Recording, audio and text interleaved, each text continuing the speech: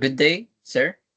And now, for our presentation, we will present the IASDP for the company that we chose. First, I am Arian Jake Dayandon. I'll be And sharing the part one, and my partner is. my name is John Michael Escalanog, and I will be sharing part 2 of the plan. So, moving on, introduction for our company. So, in this company, which is called GAG Incorporation or Inc., so this plan outlines the steps in order to protect our customers' information and purchase records handled by the chosen company. So it aims to ensure data in safe from breaches or leaks. It also accurate and accessed only by the authorized staff of the company. So the purpose of this plan is the main goal for this is to protect all the customers' information who avail in the company and check the purchase records handled by the company. It sets rules and actions to keep the data safe, prevent leaks, and ensure that only authorized staff can access it. And then, so why is it information important? Because the company manages sensitive customer data. So if ever there's a breach that could happen in the future, it could lead to loss of trust in the company itself, legal issues, and harm to the company's operation and clients. Next will be the scope. So in this plan, it covers the first is the office computers and local database systems used for storing customer data. Second will be the customer profiles and purchase records. Three is the staff members responsible for handling and processing customer information. So, and then the boundaries and limitations are first is the CEO and the secretary because they do not access or manage customer data since they only check the finished data submitted by those who work under them. And then system outside the office network. And then third is the data not related to the customer information or purchases. So the references for this plan is coming from the NIST SP 800-53 ISO IEC 2001. And then next will be the Data Privacy Act of 2012 Philippines. And then lastly will be the company internal policy. Next is the definitions and acronym. First is the database, which is a system used to store, organize, manage data for easy access and updates. Next will be the data, raw facts or details such as names, mount numbers, or dates not yet processed. Information is the process type of data which is organized that is meaningful and useful. Data breach, an event where sensitive data is accessed or stolen by an unauthorized person.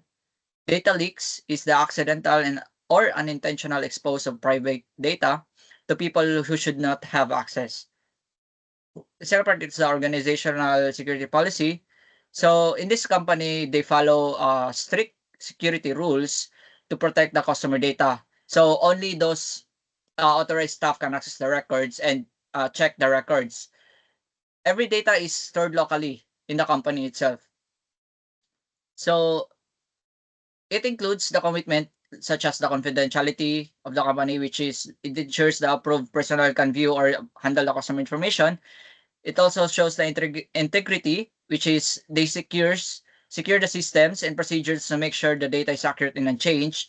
Availability is like the company ensures that the data is always available to the authorized staff only during working hours, and the backup systems are in place to restore the data if needed. And then the roles and responsibilities, which is so the Security Governance Committee, they oversight the strategic direction of the company. And then the ISO, which is they implement the implementation, the laws in the company, and then they regularly checks for the breaches and stuff like that in the company. System owners, so they set user permission per the uh, personals in the company. And then developers or IT staff, which is they handle mostly hardware, apply security patches, basically system related. And then end users, which is the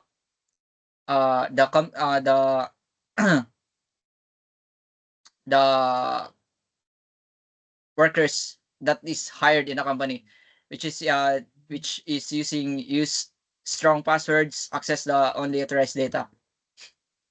Next will be the risk management approach. So first, uh, the company the company uses PC and then the OS is Windows.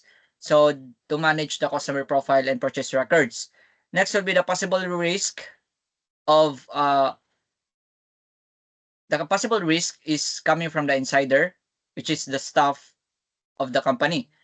If ever there's a breaches or leak of information, also a Trojan might be one of the problem in this company, since they sometimes do links, opening links and stuff for accessing the uh, customers' data.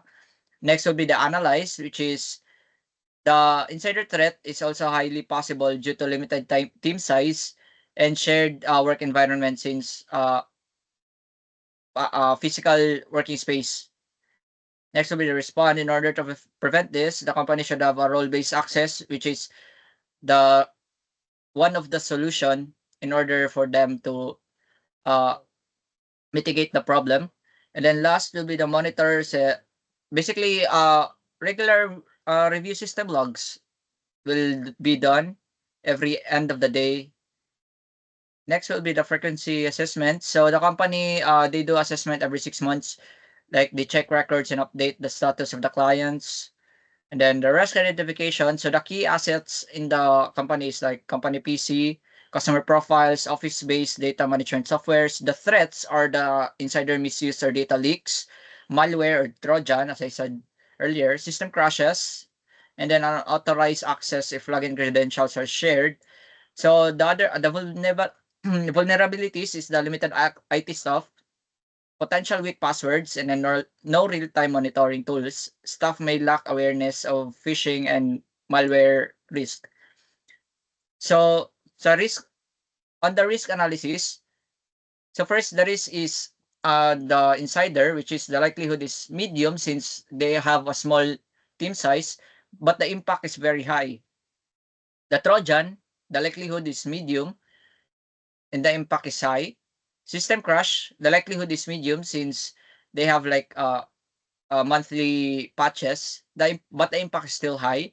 Unauthorized access, low, since they have a role-based logins. The impact is medium. Phishing, medium. The likelihood is medium, but the impact is high. Next will be the risk mitigation strategies. So the insider, the strategy is that to mitigate them. The action plan for that is to limit the access by role, track user activity, and then conduct regular staff training. The next risk will be the Trojan. Same strategy, mitigate. So the action plan is that to install antivirus. The system crash is also mitigate. Basically, the action plan on that is just schedule regular maintenance.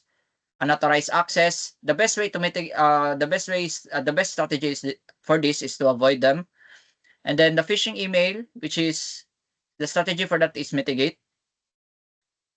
Then lastly, the security requirements definition, which is the Data Privacy Act of 2012 for Philippine ISO. Then moving on. Business requirements is that the critical assets for the company is the PC, the customer profile, office-based data management softwares, user access credential for staff. And then the critical operations is like the daily inputs, updates, secure storage for the data that goes in the company, the role-based access control by the authorized staff, and then the regular backup to avoid data loss. Then the security controls, which is access control will be the role-based. Antivirus is basically update every time. Backups, daily backups is needed. Audit logs, the track systems, activity and access. Training is basically for the staff. And then lastly will be the system updates. And then the security.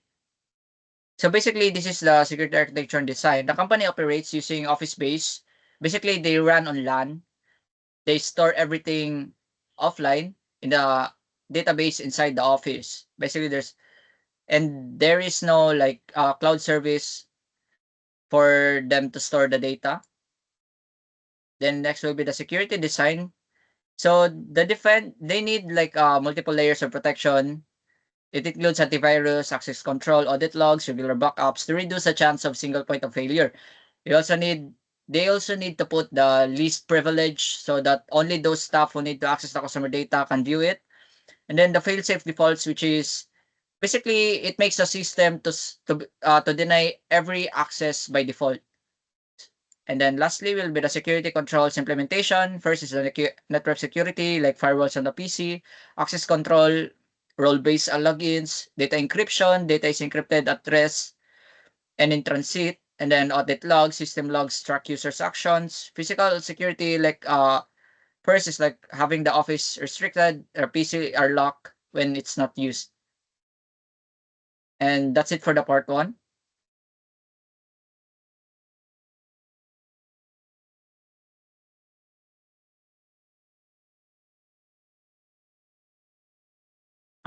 Hello everyone,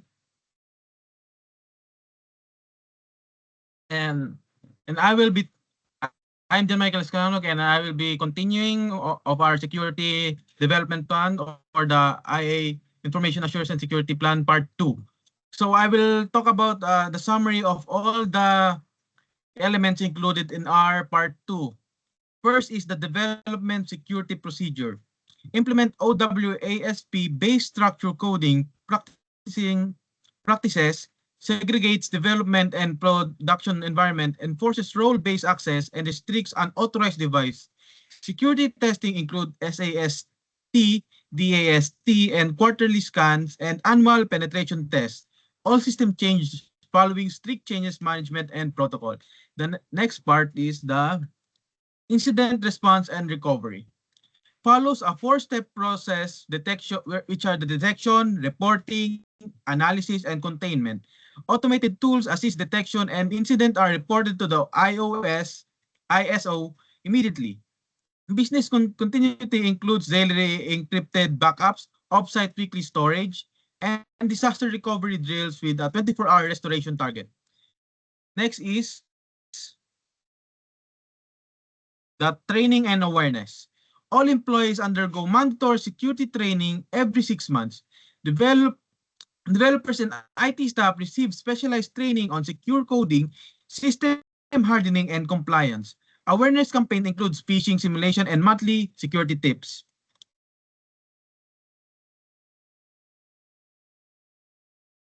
Next is the compliance and audit. Internal audits occur every 6 months, and annual external audit ensures adherence to the Data Privacy Act, NIST, and iOS/IEC 27001. Continuous compliance tracking and corrective action plan adheres to any gaps. And finally, the plan maintenance. The IASDP is reviewed annually or after major changes. The ISO manages updates which requires external executive approval. And finally, the appendices provides a glossary, reference, contact list, and security control matrix.